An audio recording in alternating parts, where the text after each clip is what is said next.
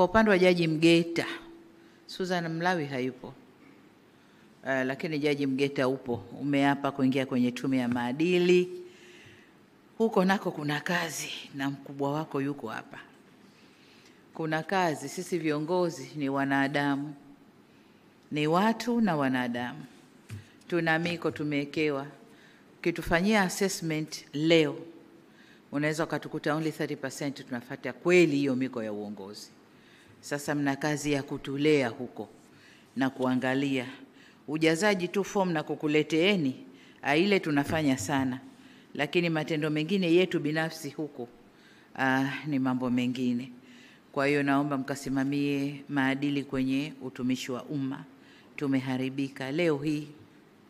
Mtumishi wa umma anakosa uzalendo, anakosa tuseme nini sijui, ile moyo, na kwamba mtumishi wa umma anathubutu kuchukua siri kwenye mafaili, akapiga picha kwenye simu yake na akasambaza kwenye, akijua kwamba anamkomoa rais, akijua kwamba sijui anamkomoa nani inline, lakini kumbe ni yeye amekosa maadili, ni yeye hawajibiki kwa taifa lake, uzalendo kwa taifa lake hakuna.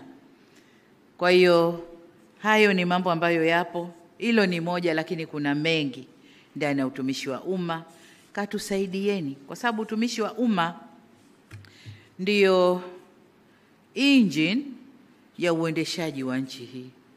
Kwa hiyo katusaidieni viongozi kuwa na nini. Lakini kuna mradi ambao mmeuanzisha nami umenifurahisha, wa kuanza kuwajenga watoto huku na maadili ya umma, whether kupitia mashuleni au wapi, lakini nimesoma somewhere kwamba tume sasa inataka kuanza kujenga maadili kwa vijana aidha walioko universities au sekondari, lakini wakuwe na yale maadili. Itatusaidia sana, sababu Waarabu wanasema nakshi. Unajua nakshi, ile michoro ile mapambo unayoyachora kwenye jabali yanakaa zaidi, lakini ukiyachora kwenye mchanga upepo ukipita Sasa watoto ni majabali yetu, yanakuja. Kwa hiyo mkijenga akili zile, mkizianza sasa hivi, zitakaa vizuri kuliko sisi wakubwa.